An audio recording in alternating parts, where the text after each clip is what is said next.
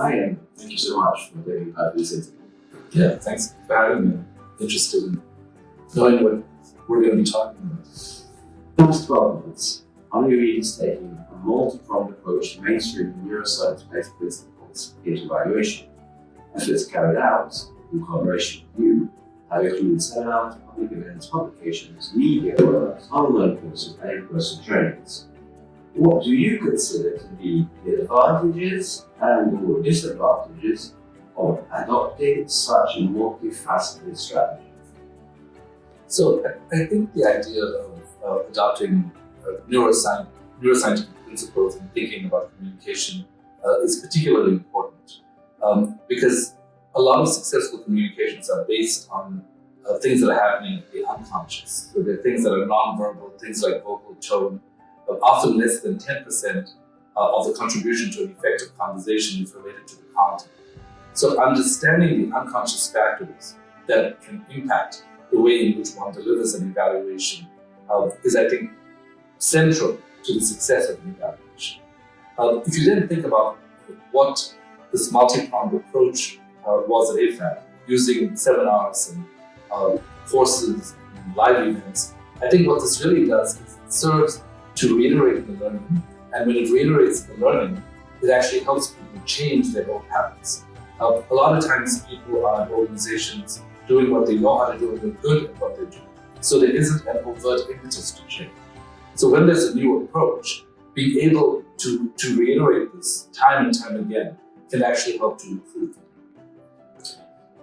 In terms of the disadvantages, I think the disadvantages are that if this is delivered in a way that feels forced, or if it's delivered in a way that doesn't recognize that each person is different, this can then feel false and it can make people feel like they have to shift away from something that they're doing that's already successful. So the important thing to recognize is that these are principles, these are not rules, and that these principles need to be adapted to every given individual. Effective communication, as supported by neuroscience principles, is proven to be beneficial to the work of small, medium, and large organizations, working at the local, national, and international level. Recognizing this, you have delivered trainings to public and private sector organizations, as well as to development institutions such as the World Bank and the United Nations. At IFAD, however, you have supported the effective communication of an independent Office of Evaluation.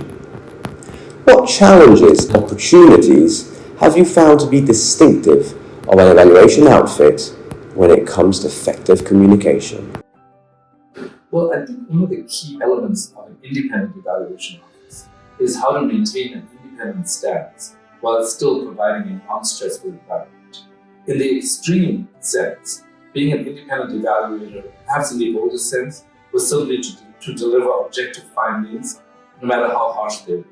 But I think recognizing now that for a certain number of people that could work, but for a large number of people that presents as a threat, considering how to then shift from a cold stance to one that is not overly engaging, but still warm enough to not stress out the evaluator is one of the biggest challenges. So I think the challenge that is specific to an independent office of evaluation is one that maintains this objective stance while still delivering objective facts warmly in a way that does not stress out the listener. This brings us to our last question.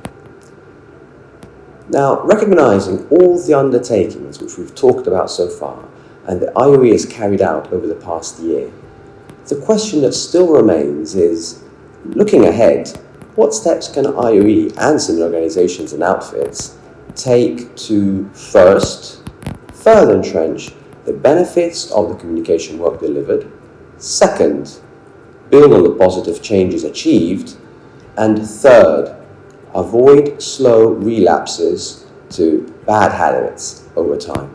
I think the first thing to do is to really have some kind of reminder module in the course of the following year so that people remember what these principles are. The second thing that IOE can do is to supervise us to become familiar with the principles and to reflect with their supervisees on how they are actually delivering this evaluation. I think the third thing is that this message really needs to also come from the top. And when there's buy-in from the top, I think this can spread throughout the organization.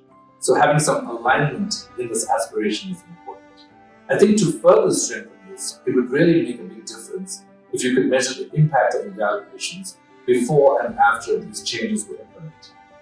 And I think that to a certain extent, this would be a wonderful thing to do. On the other hand, there are debates about whether the evaluation office's function is actually to look at this impact. So that would need to be clarified within the organization.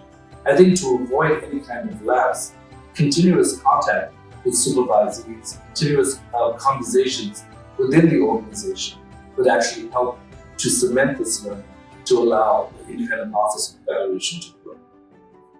Thank you very much for your time and availability today, Dr. Pillay, and for all the insights which you have graciously shared with us. Thanks a lot. Appreciate it. Thank you.